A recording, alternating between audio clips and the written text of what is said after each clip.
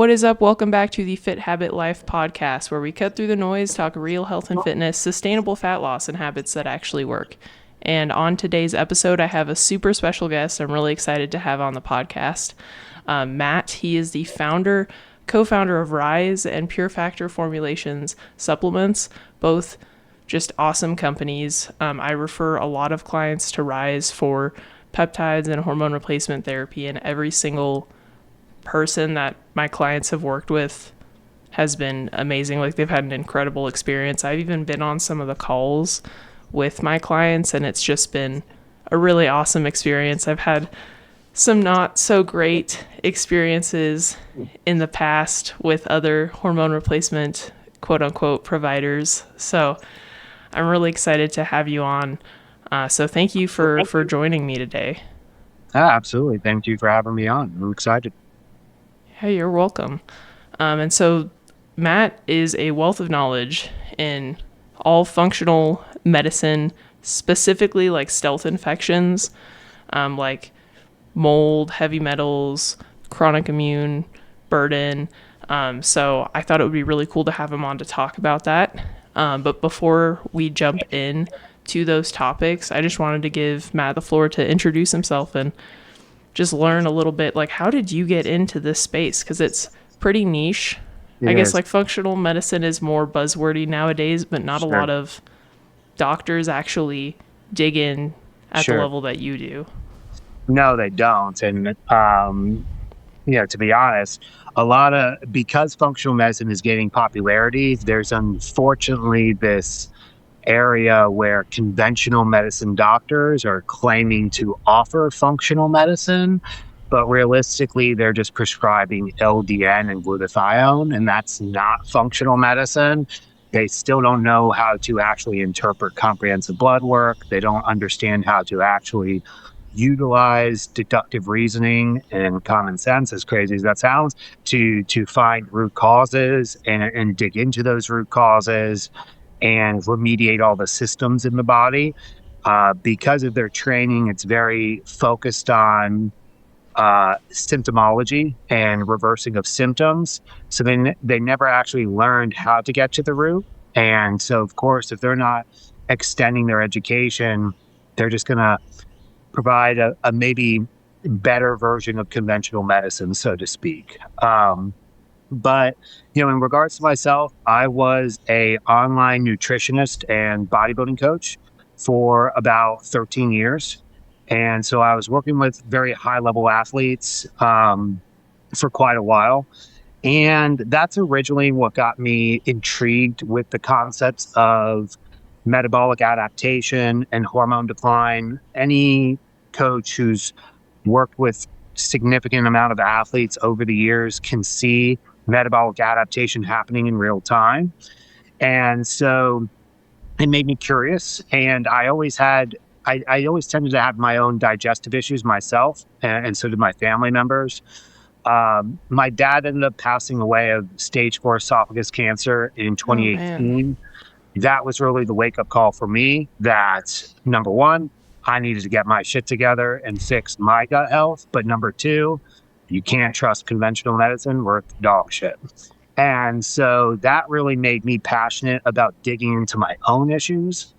And as I found a functional medicine doctor in Charlotte, and I started connecting with online functional medicine coaches, not only was I starting to work through my own issues, but I was starting to get this whole new passion for a different type of nutrition, lifestyle strategies, supplement strategies. And it really kind of just took over for me from there. That led to me starting to do my own education and get more skilled. I did a few different mentorship programs and online courses, including the FDMP program. And from there, I kind of slowly transitioned out of the physique competition world into more of the functional health world. And you may or may not know this, but most of the physique competition world has functional health issues. At least 80% of them develop GI issues due to the stress of contest prep and stuff like that.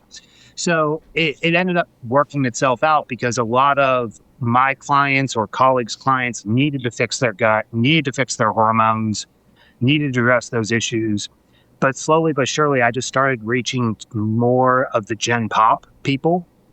And then I started getting into some educational things. I started offering courses to teach other coaches how to interpret blood work and use a more root cause lens. That's where kind of I first started getting involved with clinics.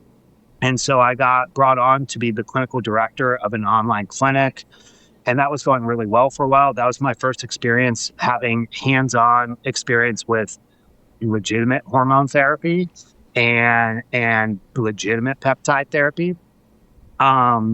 Me and that owner kind of had some disagreements in how we approached things. And so at that point, once I kind of made the connections, understood the back end of how a clinic operates, my partner at the time and I just decided to part ways and do our own thing. So we ended up opening Rise at the end of 2022. And now we are here today. We have about 6,000 active patients currently, and we're very busy, whether it's servicing, the HRT space or the functional medicine space, reversing chronic disease.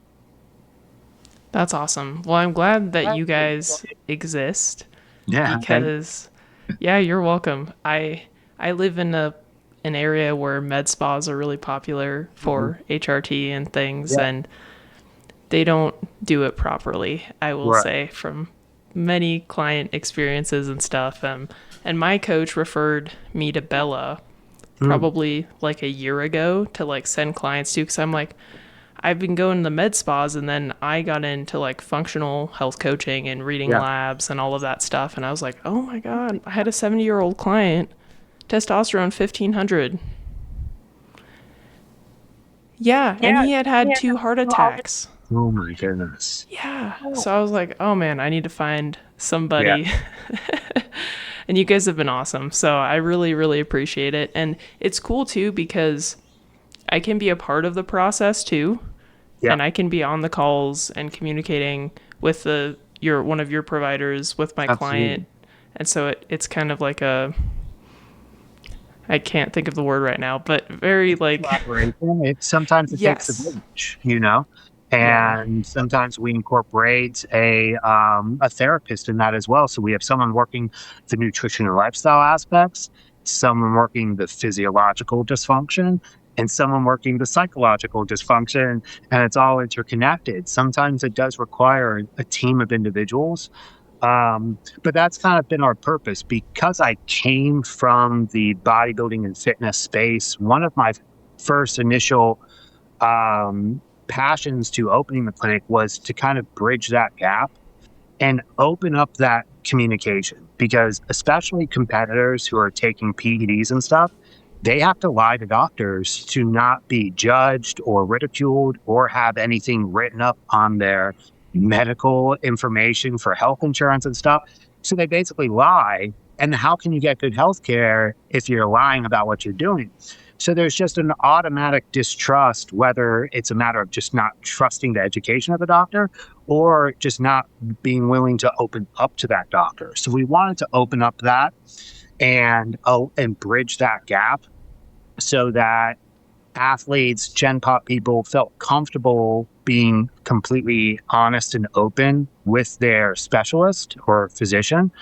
And also at the same time, making sure that everyone at the clinic is using that root cause deductive reasoning approach and not just pushing unnecessary supplements, peptides, hormones, always using minimal effective dosaging. And so that's the practices that we've wanted to incorporate. And that's why we've basically collaborated with, I think we have close to 70 different coaching teams or coaches like yourself that we work with to be that middleman. And the thing we've talked about this, I always say, whether it's Pure Factor or Rise, our goal is to support you as the coach. And so if the coach wants to be involved, great, that's even better, so that we can all be on the same page. And as long as the patient is okay sharing that medical information and allowing the coach, which they should, it typically works out better that way, that we're all involved in communicating. Yeah. I was on a call on Friday of last week with a client, and she felt more comfortable because I was on the call with her, Yeah. and it just helped have that like whole collaboration thing. Like everybody's on the same page, and Yeah. then the client doesn't always remember everything or why the coach recommended certain things, Yes. or even if I were just to talk with the provider, I might not remember everything, and so my client Sure. being there to correct me and make sure that everything is in sync, it's just it's a better experience overall for everybody in the process. Totally. And do you also have a trained eye and brain that a client does not? Why would we expect them to? So sometimes, even if we were on a call with a client and I said, well, tell me how you're feeling, tell me about your symptoms, and they say, well, overall, I'm okay. You could be like, hold up, Janet. You don't sleep. You have bloating all the time. And you kind of have to remind them about their symptoms because society has normalized all of our symptoms so much. Most people don't know how bad off they are, especially as we get into like our 30s or 40s. We just kind of chalk it all up to old age. And so having someone with that keen eye who is doing check-ins every week, you can highlight some things that maybe they're not even thinking about mentioning and say, well, remember how you said that you never have energy and that you're never sleeping? These are the things that they need to know, you know? Yes. Yeah, and just like because they have it all the time, they don't think that Yeah. it's anything out of the norm. And Yeah. like even starting with clients, if I don't explicitly say like this is what normal should feel like and what you should be like, they won't mention anything. Exactly. Yeah, Yeah. it's funny. Yeah. Yeah. Well, cool. So, what are stealth infections? Because this is something I hadn't really heard of till Yeah. we met, and you helped us come up with a protocol to get rid of the mold that we have inside our bodies. Yeah. So, So, what is it? And oh, sorry, go ahead. no, go ahead. Well, stealth infections are a very new, I guess you could say, nuanced topic in functional medicine. Majority of functional medicine isn't even there yet. And honestly, that's because, for the most part, they're just not reaching the disease enough cases to understand that, or they're still too fixated on life stress and not understanding that life stress typically is not what's causing disease and dysfunction, that it's much deeper than that. That the fact that they are exercising 5 times a week and a little overworked and drink a little bit of caffeine, that's not causing their autoimmune disease. That's gasoline on an already present fire. But gasoline on its own isn't dangerous, right? It's only dangerous when it's with fire. And so lifestyle and nutrition choices can add fuel to the fire, but they are not typically the entire piece of that puzzle. And unfortunately, I think too many people in the space are still way too fixated on that as the only problem. And so by the time people come to someone like me, they've already worked with 2 functional specialists. They've already worked with several coaches. They've done the year of deload training. They've done all the yoga and meditation. They've taken all the supplements and they're still fucked up. And so definition of insanity, doing the same thing over and over and expecting different results. Stop telling them to reduce their stress and start helping them actually find what the stressor is. And I feel like this can be even more highlighted when someone says, but I'm not stressed. My life is good. I make good money. Me and my husband have a great relationship, but their blood work and diagnostics are screaming that they're stressed. Okay, this tells us that it's internal. It's not external. And so stealth infections, we call them stealth infections because number one, nobody knows that they have them. And number two, the way our conventional medicine testing and health insurance is set up, we do such minimal testing for most people, and it's so surface level that we're not able to catch these items most of the time. And so there's essentially 4 categories of what we consider stealth infections. There's reactivated viruses, things like Epstein-Barr, CMV, HSV, which is variations of herpes, people dealing with shingles and things of that nature. Those are all strains of reactivated viruses. And the majority of us actually have some form of viral load in our body, but it's staying dormant. And when we're having flares or reactivations, that's typically due to chronic stress and immune compromisation, allowing those viruses to flare. So when they're dormant, they're typically not causing us too much stress, but when they reactivate, they're very impactful and stressful on the body.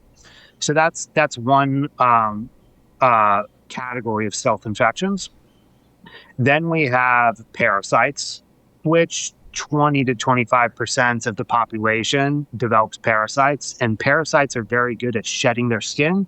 So they can also hide from a lot of different tests, including GI maps. Even when we're testing for parasites, we may not always necessarily find them because of how good they are at hiding from our system. The third is toxic exposure. Mycotoxins, which are a toxic form of mold, heavy metals, environmental toxins, chemical toxins. And what we all have to understand is, as Americans, we all have toxins in our bodies. Our air is polluted, our water is polluted, our soil is polluted, our food is covered in pesticides and chemicals. The clothing that we wear, women with Lululemon and all their fitness clothing, it's all plastics. Everything women put on their body is basically plastic and endocrine disruptors. And then we haven't even talked about cosmetics and cleaning supplies and laundry detergents and scented candles and all these other things that are all forever chemicals impacting our bodies. And last but not least is tick-borne illness, such as Borrelia, which causes Lyme disease, or Bartonella, which causes cat scratch fever. 1/3 of the population has some form of tick-borne illness. So everyone's kind of been misinformed about how common Lyme disease is. Everyone thinks that's not possible. I've never interacted with a tick. If you go out with 2 friends, one of you has tick-borne illness. That's how common it is. 1/3 of the population, 1 out of 3. Wow. And so what we have to understand is that the name tick-borne illness is a misinformation campaign because it makes us believe we can only get this from ticks. But the truth of the matter is, we have seen this be able to be contracted from fleas of dogs and cats and other insects, but that's not even the biggest piece. Borrelia is a spirochete bacteria very similar to syphilis, which means it can be sexually transmitted, partner to partner. It also means that pregnant mothers with Lyme disease will pass that to children in the womb, and children are being born with Lyme disease. There are far more cases than what are being reported. It is all over the U.S. So again, when states say, we don't have Lyme disease in Texas, misinformation campaigns all over the United States. And again, majority of us are impacted by one or more of these stealth infections. Stealth infections are the #1 cause of all autoimmune disease cases, most of the metabolic disease crisis in terms of insulin resistance, type 2 diabetes, PCOS, endometriosis. Almost every case of PMDD and POTS is related to mold toxicity, because we have to think we're dealing with neurological detriment, respiratory detriment, and endocrine detriment. Hello? All it takes is deductive reasoning to correlate these things. But when we zoom out the lens and we look at society, 60% of us are diseased. 80% of men can't qualify for the draft. We have more autoimmune disease than ever. We have more metabolic disease than ever. We have an infertility crisis. This isn't coincidental. Something's going on, you know? Yeah. And I was actually going to ask, like, why do you think it's more common now than it has ever been? Is it just we're more aware? But Is it just more toxins in the environment that we're being exposed to on a regular basis? Bingo. Okay. Our healthcare system is making trillions with a T, trillions off of our disease. So they have zero incentives to improve this or reverse this. Instead, they want to give 6-year-olds Ozempic. So we have to understand what their goal is and understand that it's completely different than our goal of getting healthy. But in terms of your question, why is it getting worse and worse? The best explanation is not individual, Lyme disease is getting worse, mold toxicity is getting worse. The better answer is our total allostatic load, meaning our total stress buckets, are building up higher. Pesticides are higher than ever. Chemicals are higher than ever. Stress from, life and politics and being gaslit every day. All of these things are worse, which negatively impacts our ability to detox. And it also impacts our immune system's strength to fight off these burdens. So we're immunocompromised, we're not detoxing well, and we have higher loads of chemicals and infections coming at us more than ever before. So it's kind of a combination of things. And then you add in the bad lifestyle, the bad diet, the alcohol, the no sleep, the caffeine and stimulants, the vaping, all that. Those are just icing on the cake. That's not what's causing it. It's just fuel on the fire. So it's an accumulatory effect. But That totally makes sense. Yeah. Yeah. Because, like, nowadays, too, it's easier than ever to go and get 2,000 calories for lunch from McDonald's or whatever. I live in Utah, and there's literally just all the fast food restaurants everywhere. Like, we don't have a community center or a gym in my town, but we have every single fast food restaurant you could imagine. Right. Yeah. So the ease of access with that, less reason to do things yourself. Like, you can order everything to the house. You can pay somebody to do your yard work. You sit at a desk all day, and then you sit at a desk all day inside a home that has a bunch of toxins. Right. Makes sense. Yeah. It's a combination effect. And that's why even when people do try to get more sunlight, get more sleep, they see some progress, but not full progress. Even when people start with a lifestyle coach, clean up your diet, exercise 4 times a week, some progress, but not full progress. It's reducing that stress bucket, but it's only reducing it so much because the overall burden is still so high. Yeah, that makes a lot of sense. I mean, I've had my husband on the podcast, and we've talked about his like mold issue quite a bit, or at least I have. Yeah. And it's that. It's like, yeah, there were some things we had to clean up. He had GI issues. He wasn't managing stress as well as he could have. He had extra body fat. But even when we addressed those problems, like, he still has like chronic fatigue, low energy, ADHD like symptoms, and a bunch of other stuff. And it's like, well, what is it? Right. Mold. Right. Yeah. And that's the thing, the gut is a major driver to disease and dysfunction. Every hormone metabolizes and converts through the gut. So any type of GI issues is kind of automatically leading to hormone dysfunction and endocrine dysfunction. And of course, it's going to impact detoxification capability. So if you have GI issues, you probably have sluggish liver and gallbladder function. So you most likely are building up toxins faster. However, what's interesting is, yes, the gut can cause stress and it can be a major contributing factor to these issues. But the more and more I dive into this, the gut is a result of the stress, not the cause of the stress. And so, SIBO. SIBO is one of those hot topics in the past 5 years. Every woman on the planet is trying to get rid of her SIBO. And she just believes at the bottom of her heart is, if I can just take this antibiotic and get rid of this SIBO, I'll be perfect. Not realizing, why does the SIBO keep coming back? Or why can't you get rid of it? It's because you're in a chronic fight or flight state and you're not digesting food. which means undigested food is sitting and festering and developing into SIBO. So, to your point, mold, tick-borne illness, reactivated viruses, toxic load, that's what's preventing digestion and nutrient absorption from happening and negatively impacting that gut microbiome, keeping people stuck in a vicious cycle.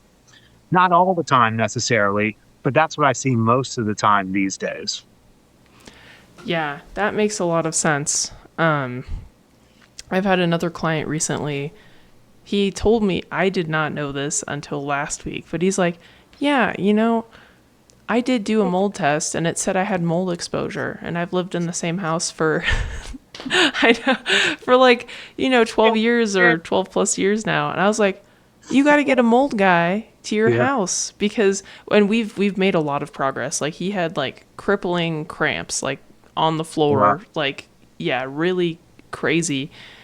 But he's very wealthy, so he can afford to get his blood cleaned out and filtered every couple weeks.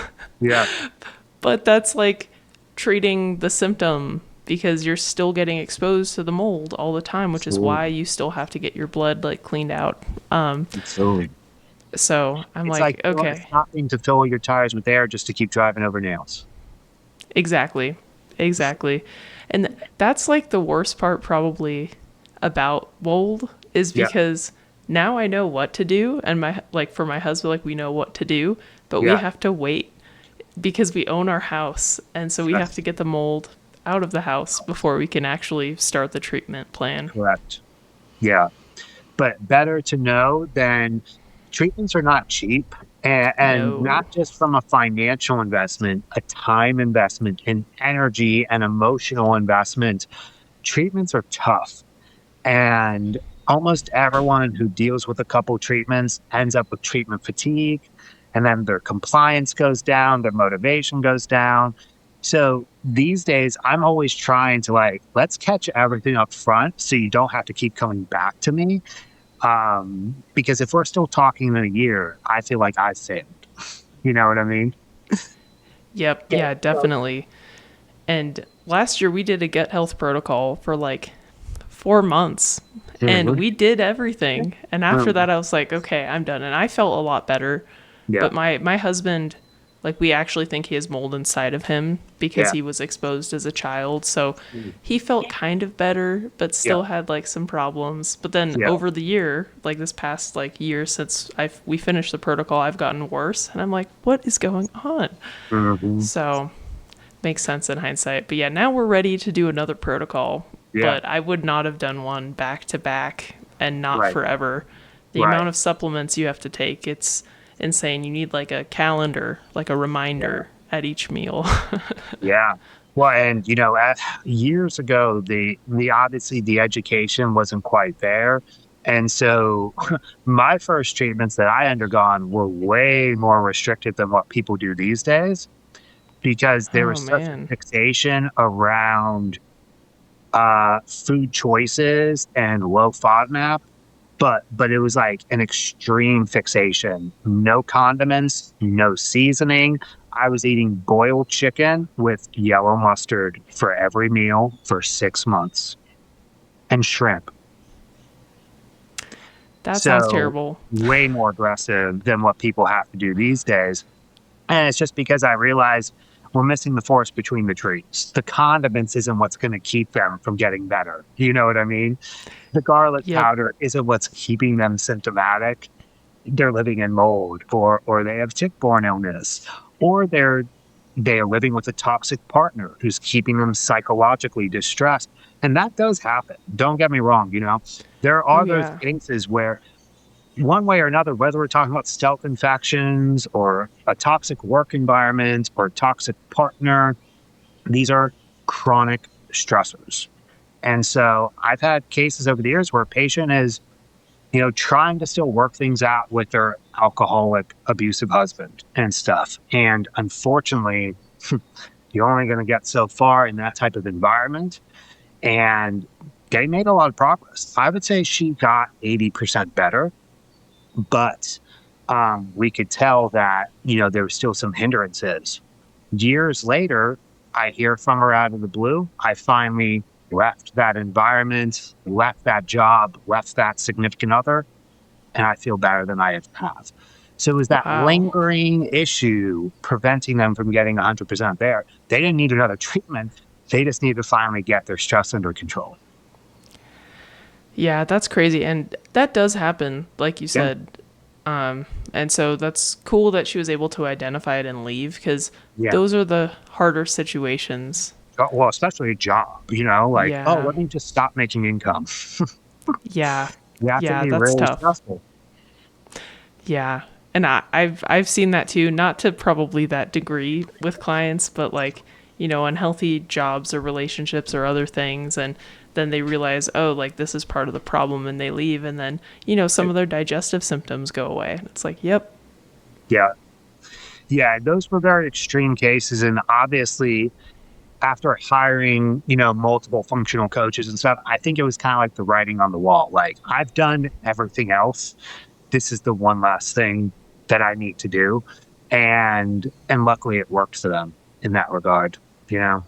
Yeah. Yeah. Yeah, I'm glad cuz that if it didn't work, that it's like you're just Right. oh Right. man.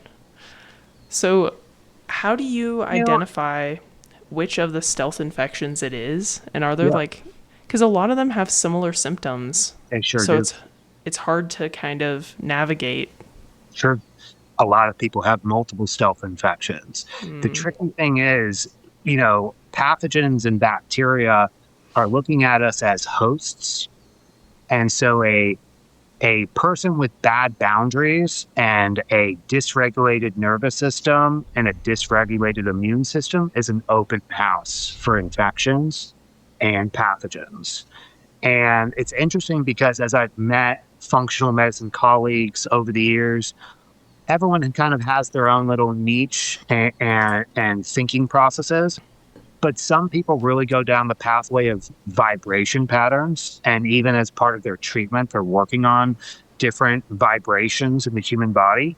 Well, what's interesting is they've correlated, again, people with bad boundaries, dysregulated nervous systems vibrate differently, and that attracts infections to them. Interesting. So it's very common that someone with chronic Lyme disease also has reactivated viruses, EBV, for example, and also mold toxicity. And what's interesting is you can't cure the Lyme disease if they're still dealing with mold toxicity because the mold toxicity keeps the immune system too compromised to ever successfully treat the Lyme disease.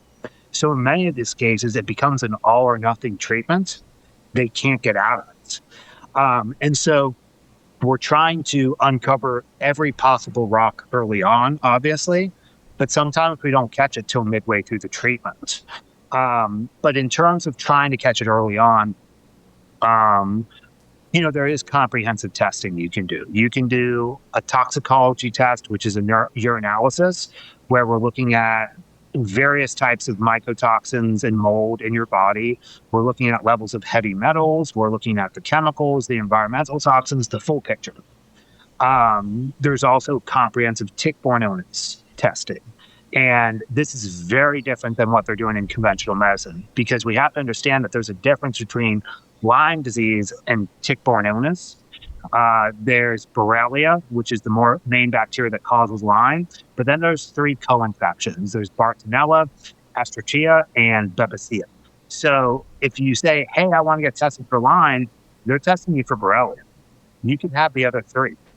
And so there's pretty much no conventional medicine testing for all 4.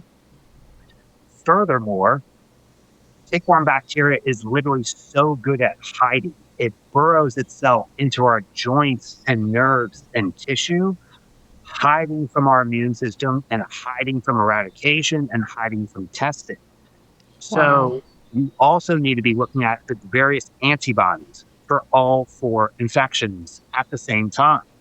And most of the time, we're actually not seeing the presence of the active infection. We're seeing the antibodies. But what does that mean? If the antibodies are elevated, it means your immune system's in a search and destroy mission. It hasn't found it yet, but it's acknowledging that it's there. Unfortunately, in Western medicine, because your insurance is trying to prevent pain for you, they're not going to tell you. They're going to say, no, you don't have it. It's not there.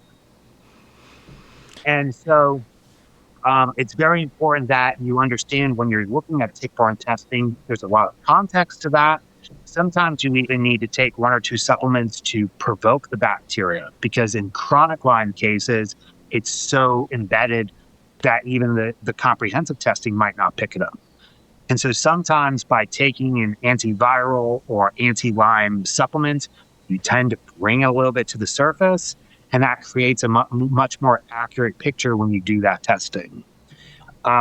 Same thing with toxicity testing. Sometimes you include a binder with the toxicity testing, and that's binding the toxins and bringing it into your urinary tract, which now makes the test results much more accurate.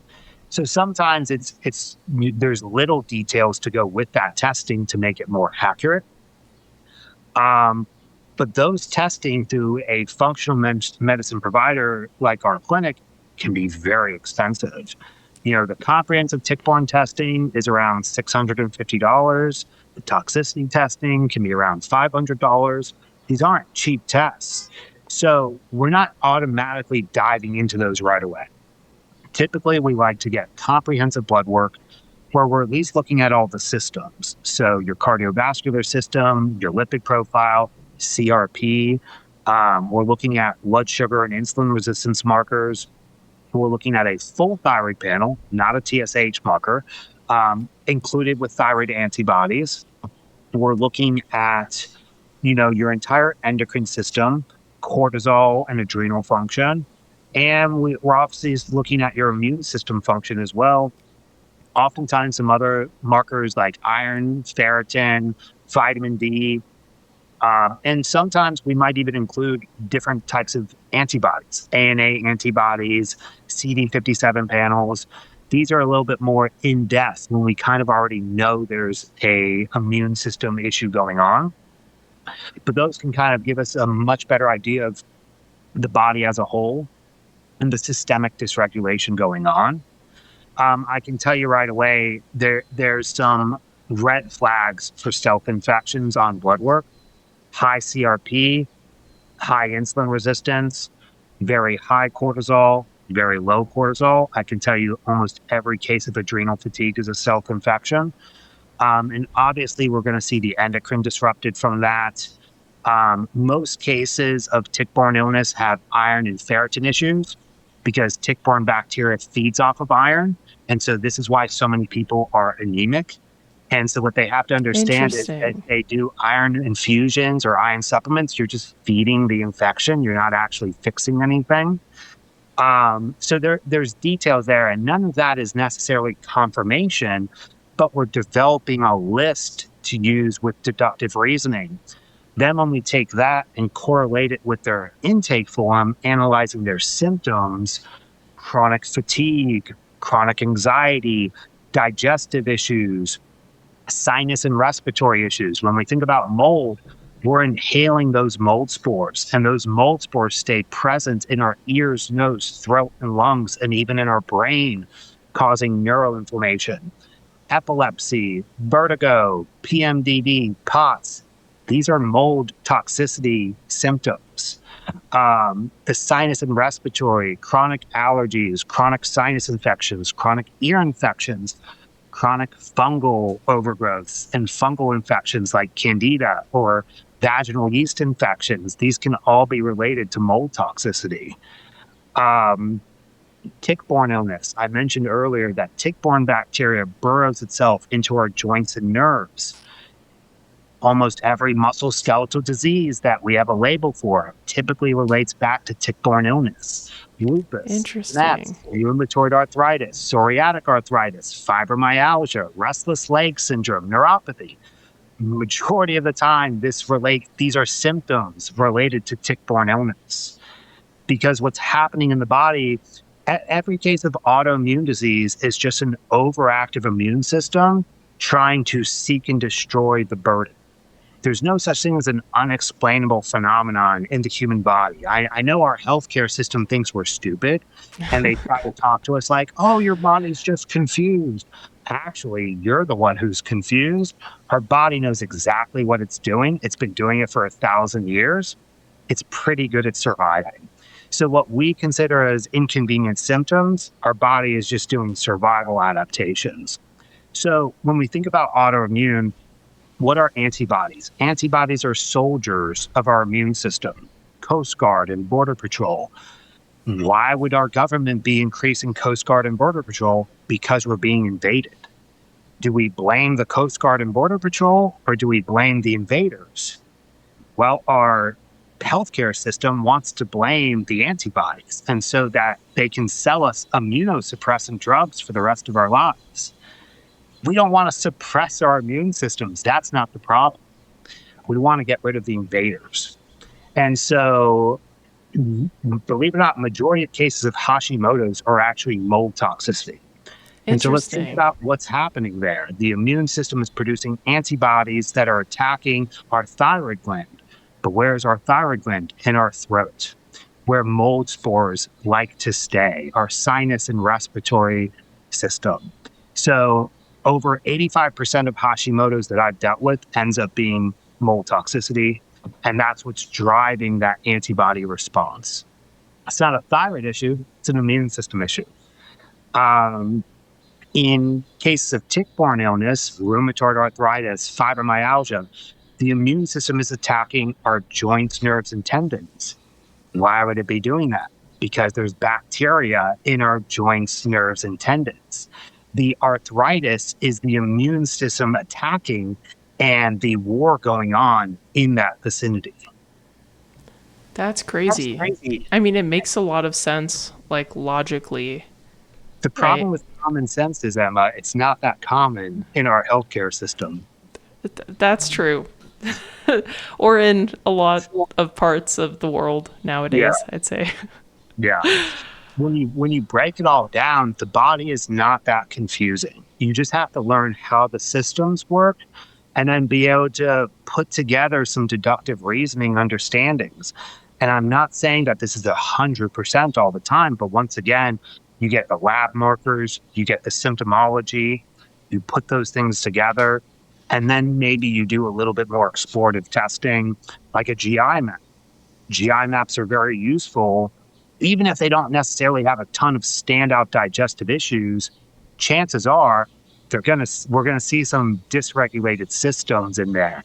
Their nutrient absorption, their good bacteria, their detoxification pathways, immune system regulation, leaky gut, inflammatory responses. So most of the time with stealth infections, when we're looking at a GI map, we see it in those intestinal health markers. And that page 4 tells the whole story of what's going on in the gut and in the body in terms of the terrain. So if we have that information plus everything else we've talked about, we're putting together all the pieces. That makes a lot of sense.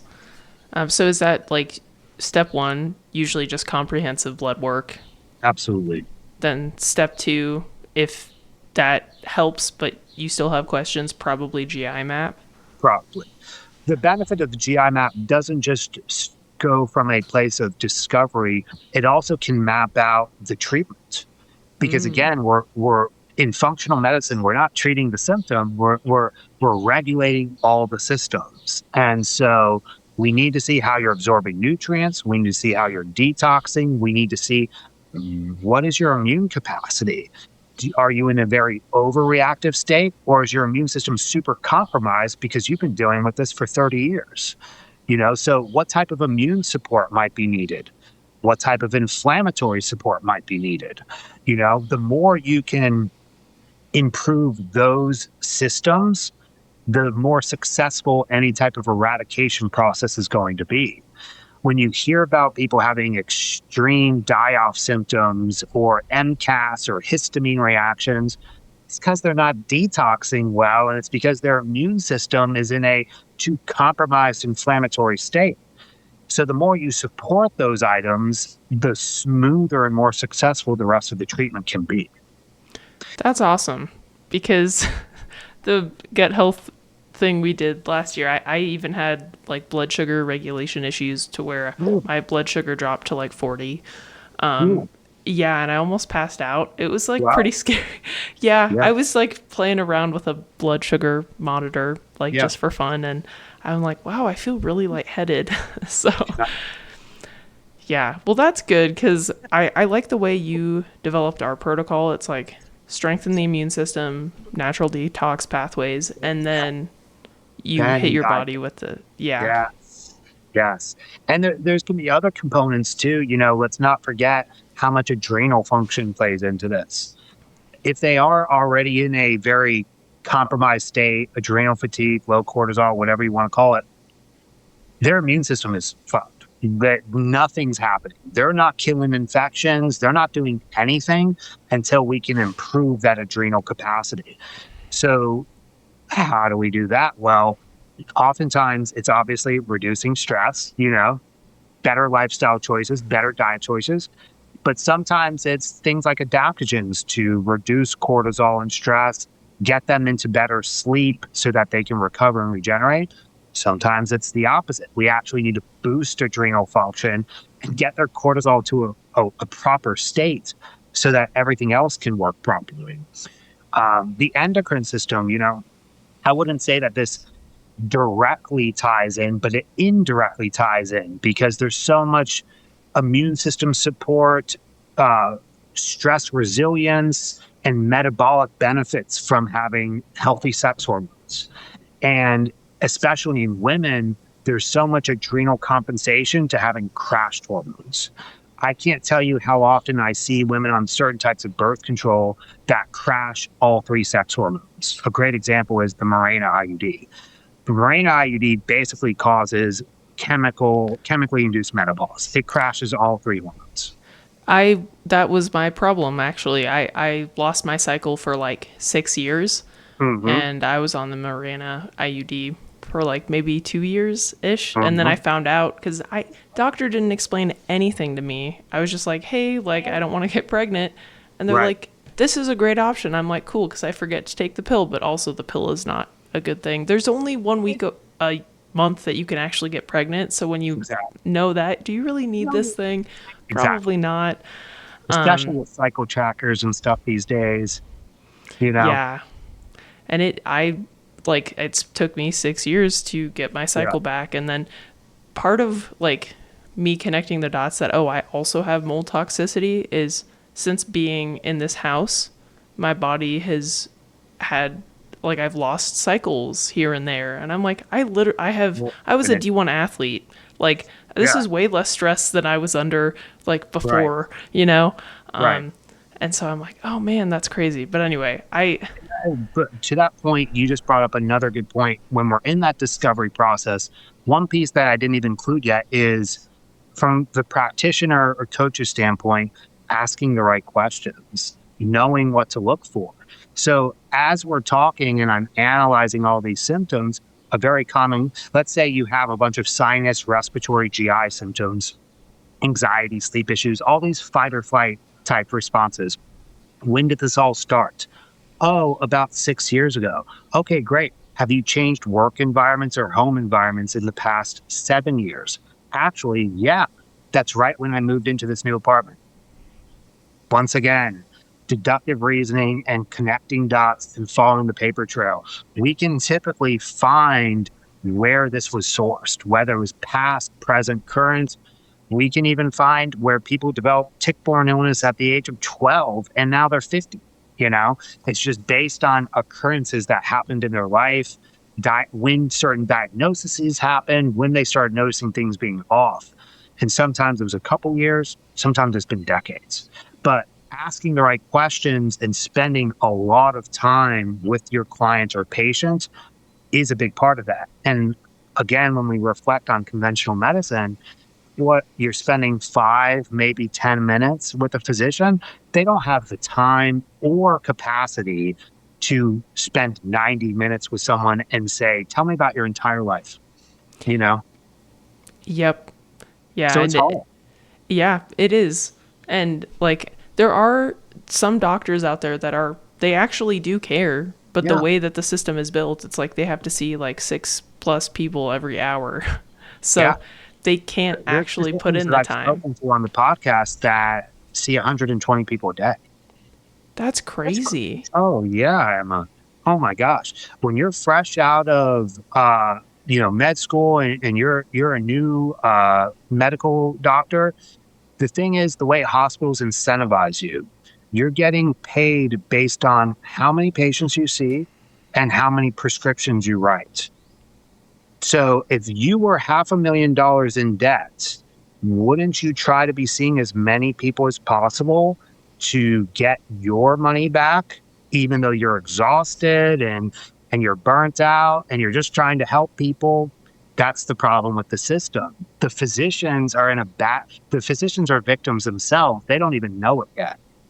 But they're victims of the same system. That's crazy. So after you figure out the problem, or like you've assumed Yeah. like it's probably a couple things, which Yeah.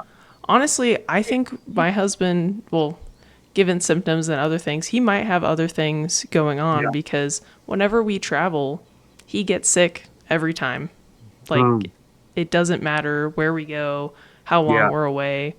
His body's immune system is just super compromised. They're compromised. Yeah. So, does it. It'll be interesting to see how this next treatment goes. And he may end up needing some further immune system and regenerative support. That case is actually one of those cases where mitochondrial reuptake and regeneration peptides are actually beneficial, not how they're being abused by everyone and their mother these days. But Yep. we have to ask, well, why is the mitochondria damaged to begin with? Let's fix that first and then start working on improving the mitochondria. So that might be a case where post treatment, there's some other regenerative tactics that he does. That's what we were thinking. I don't know, do you know anything about like Provo Health or like Utah? There's like a lot of. I'm familiar with Provo Health, yeah.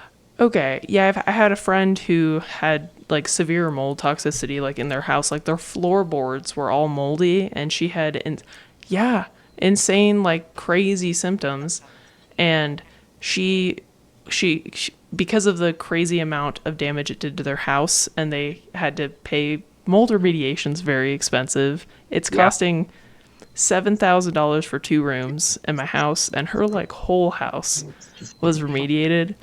So she couldn't finish the mold treatment, but she was going to a clinic and using a hyperbaric like oxygen Yeah. chamber. Is that something that can help the body like actually repair mitochondria, brain health, and Yeah, it can absolutely. Replenishing fresh oxygen into the bloodstream has shown a lot of benefits. That's where the EBOO treatments have come in.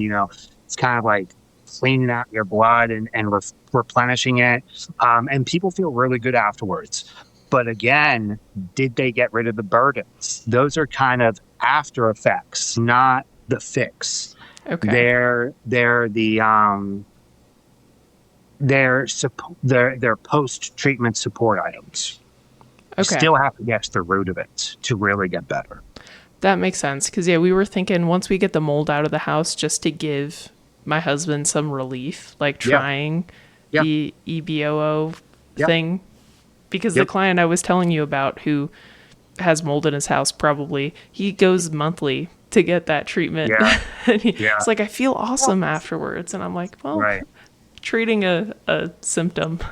Right. Right. Yeah. He's got a long road ahead of him, but I'm sure you can help him. So is your normal like treatment process like immune system, detox, adrenals, then, or does it depend on. It depends, obviously. Not every case needs the same level of aggression and support.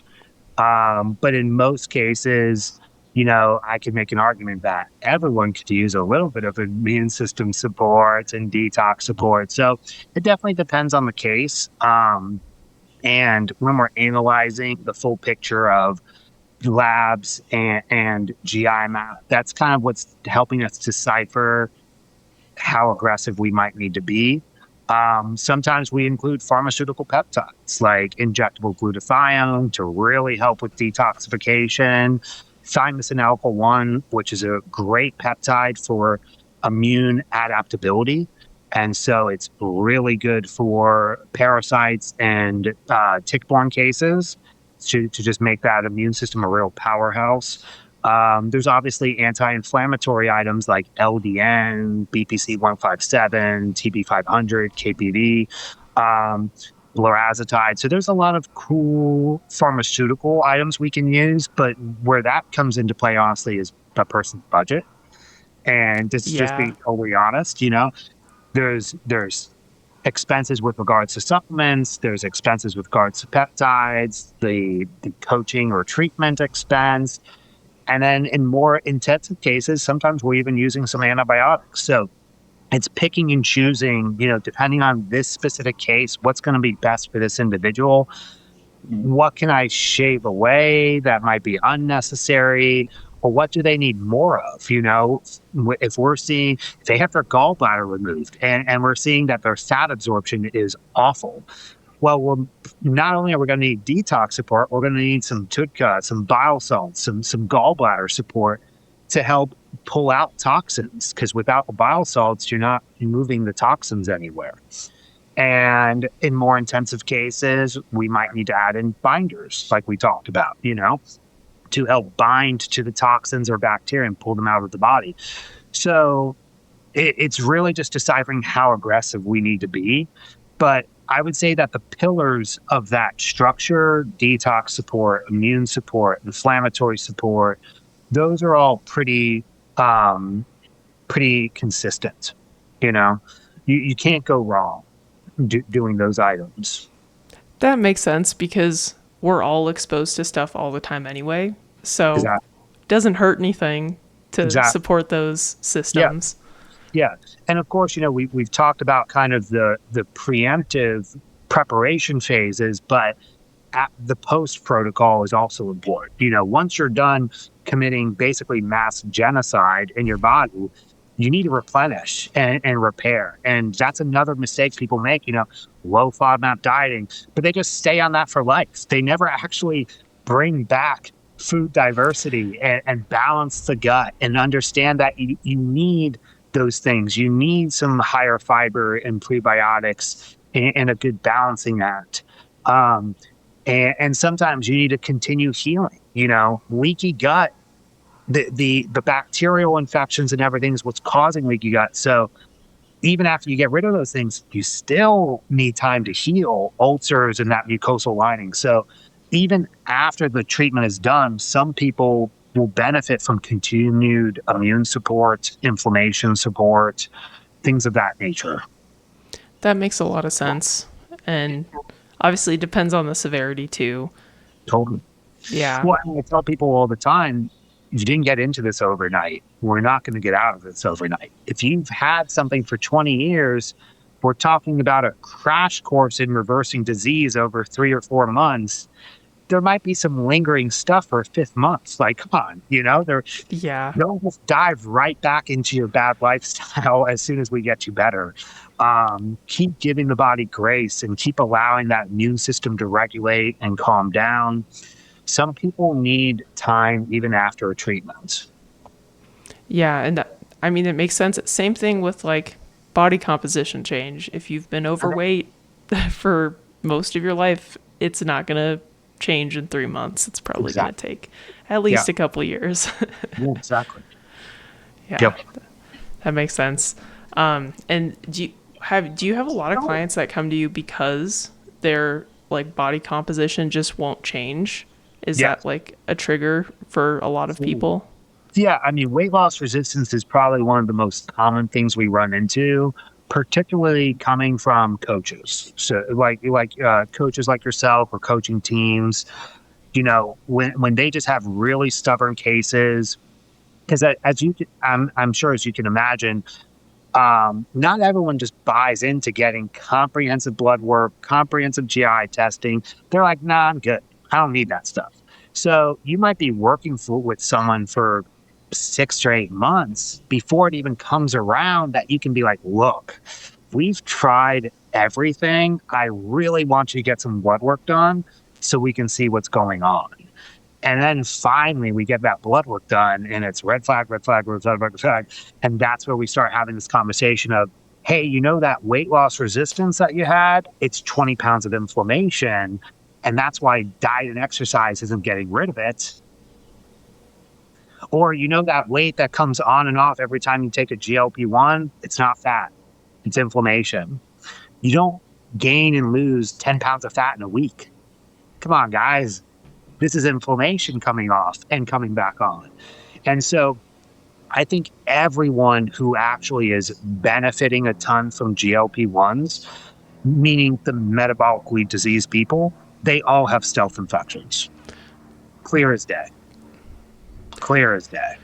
Well, it makes sense too, because when you're overweight and you're struggling with losing the weight, you probably have a lot of systemic inflammation, which makes your stress bucket smaller. Yes.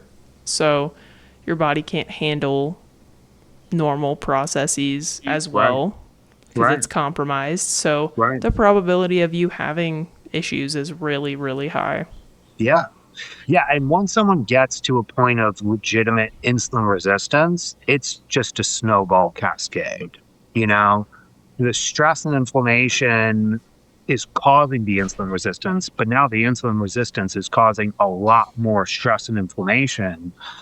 And what do those people do? Exercise harder, diet harder, causing more stress and inflammation, once again, making it worse. And they're just stuck in this vicious cycle, digging that hole deeper and deeper. And the worst part about insulin resistance is your blood sugar is constantly high, so you're never getting into a fat burning zone. There's that. But because the insulin is so high, you're also 2 to 3 times more likely to store fat. So you're a fat storage machine that can't burn fat. It's the worst possible scenario for a lot of these people. Then, no matter what they're doing with their efforts, they go into the doctor and they get gaslit and say, well, stop eating. Exercise more and eat less. Worst advice possible for them. And again, I hope people don't take this home and say, I don't have to exercise or eat less, but there's context there. If you've already done those things for a while and it's not working, it's time to look elsewhere. Yeah. I will say, like, a lot of my listeners are probably type A, like myself. Yeah. Like, so I don't think they would ever stop exercising. So usually like clients that I get, I have to reduce the amount because they're doing too much and it's causing systemic inflammation and poor recovery and stuff. So thankfully, I don't think that'll be a problem. Yeah. No, it's funny. I mean, we run into the same thing, obviously, because we work with so many physique athletes and stuff. So and most people who work with me can back this up. In many cases like that, the very first thing I do is say, okay, in week 1, no exercise. I make them take a full 7 days off from exercise.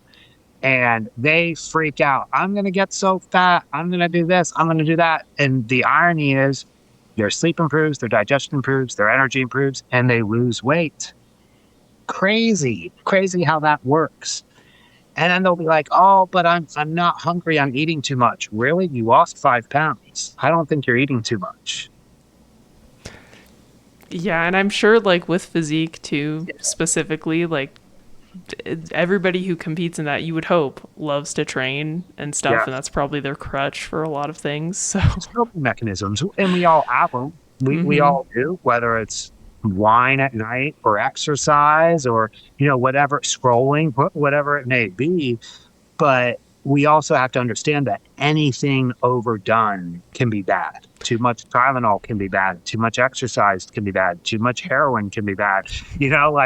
Too much of anything can be bad. And a lot of people are trying to cope through their stress by adding more stress. I mean, it doesn't work that way. Yep. I see that a lot. I was one of them until I hired my coach. The funny thing about most functional coaches and functional practitioners, we've been through it all. We've all been super fucked up. And that's why we're so educated.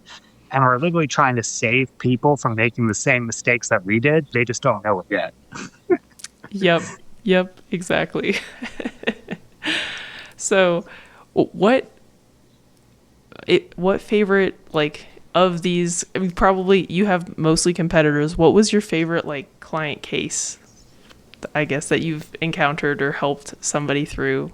Yeah, that's a good question. I have some really good ones. I would say to date, my favorite one was a few years ago working with a young female client. It was actually it was the girlfriend to a friend of mine. He was an online coach, and his girlfriend was having quite a few problems.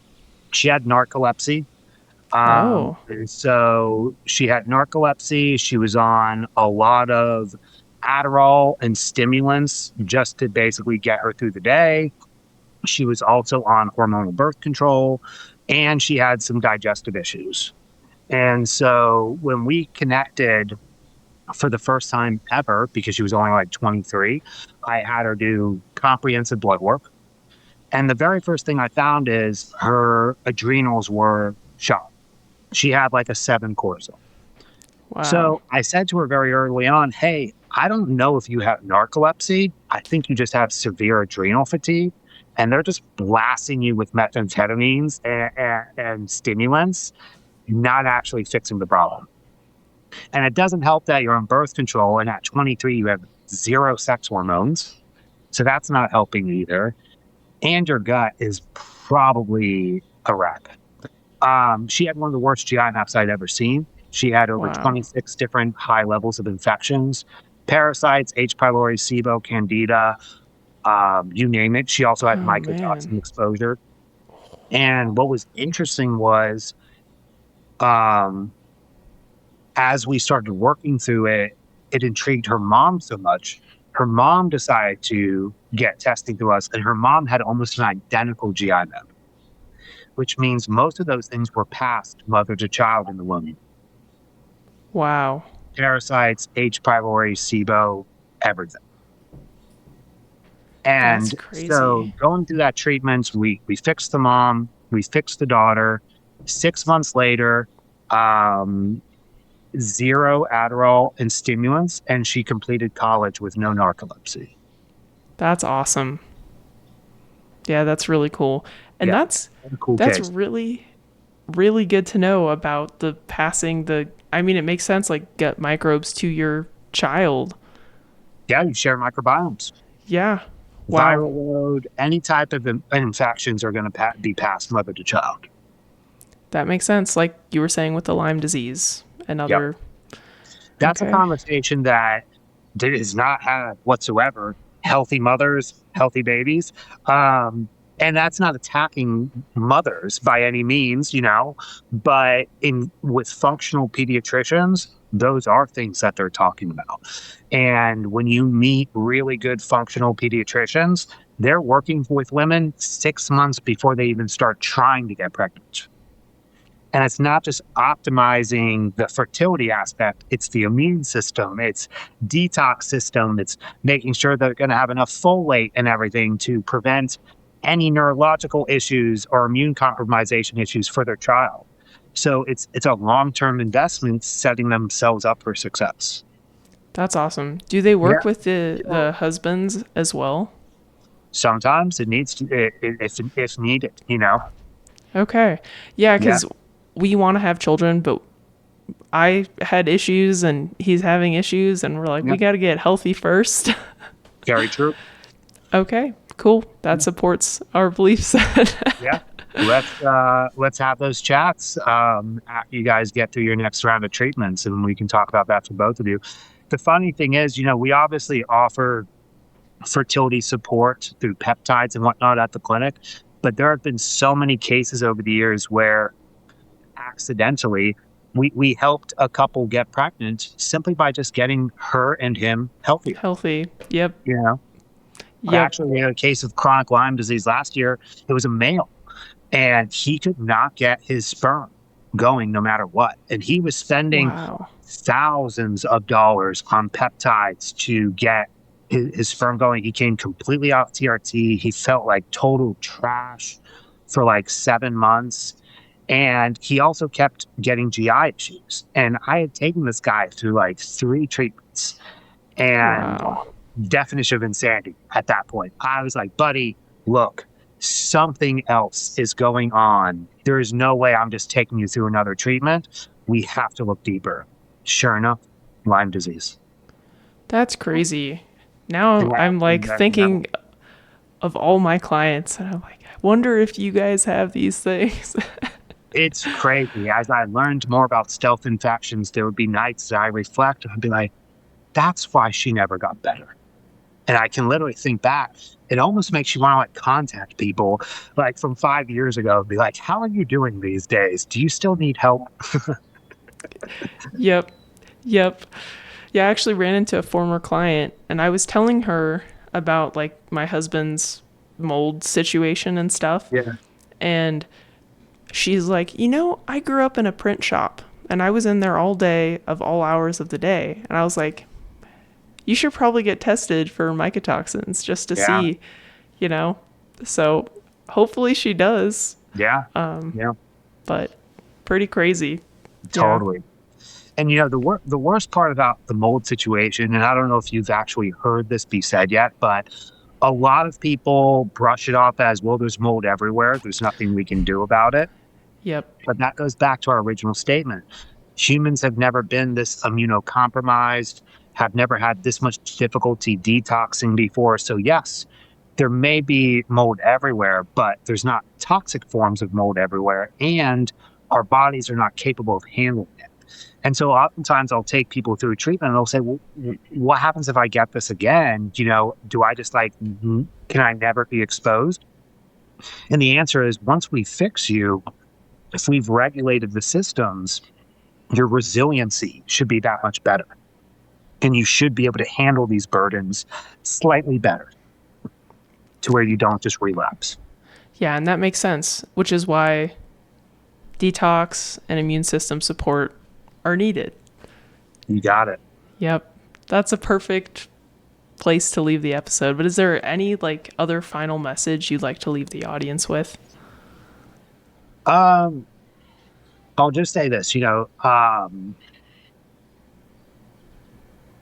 if you've tried everything else, it may be worth exploring the idea of self-infections, but I'd be cautious with going back to the statement of, test, don't guess. A big issue I see, especially with parasite cleanses, that's such like an eye roll. Yes. It's kind of like detox teas. Parasite cleanses are like up there with detox teas.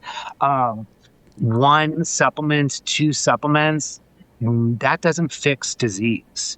You have to do a comprehensive treatment regulating all the systems. Otherwise, you're never going to get anywhere. And so, yes, like we've said, it is an investment of time, money, and energy. But what a worthwhile investment to actually fix yourself and remediate that disease and move on with your life. And so time flies these days. 3 months, 4 months, 5 months, that's It's nothing. Yeah. Look at we're already in summer of 2026. You guys are going to do this treatment and be good by Thanksgiving. So if you're thinking you have these issues, start with comprehensive testing. And if you can't get comprehensive testing, find someone who can get it for you. Stop expecting your insurance to pay for your health care. They will not. I'm very upset for you. They're never going to pay for you. They're never going to help you. Their job is to avoid paying for you and to avoid getting the testing to show you what's wrong so that they don't have to pay for you. So if you want really good health care, you're most likely going to be paying out of pocket. You just need to accept that. But you can cut through the bullshit and get your answers by working with, qualified functional professionals. Yes. Yeah, second that. Which is why, I'm so glad that I found you guys, because it's an easy referral. Sure. If it's out of my scope, I have no idea. I'm like, hey, here's Rise. Sure. Absolutely. And I'm glad that we're able to be here for you. Yeah. So, where can our listeners find you and connect with Rise and Pure Factor? Yeah, absolutely. So my best place to find me is on Instagram, and my personal Instagram is underscore M Cusano. And obviously, you can follow the business pages, Rise Health and Wellness, and Pure Factor Formulations. If anyone would be interested in doing a consultation with me, I do offer 15-minute free discovery calls. So you don't have to buy into anything. You could just kind of hear me out and decide this guy's crazy or I really want to work with this guy. So if you want to just reach out for a discovery call, my email is matt@ryzehrt.com. Cool. I will put all of that in the show notes. And thank you so much for being on the podcast and sharing this information. Yeah, thanks for having me. Yeah, you're welcome. I learned a lot, and I know that the listeners definitely learned a lot too. So you're more than welcome to come back anytime to talk about any other topics. Great. I look forward to it. Awesome. And if you guys listening to the episode have learned something, it's been beneficial to you if you could rate the show, share the show, or subscribe to the podcast. This just helps get this information in front of more people, which is the goal of the show, because this is not common knowledge. Like, I had never heard of stealth infections before until I spoke with Matt. And so I think more and more people, now that I'm thinking about the clients that I've had that have struggled, they probably have one of these 4 things contributing to that. So please share this episode, get this information in front of more people. Yeah. And again, thank you guys for listening, and I'll catch you on the next one.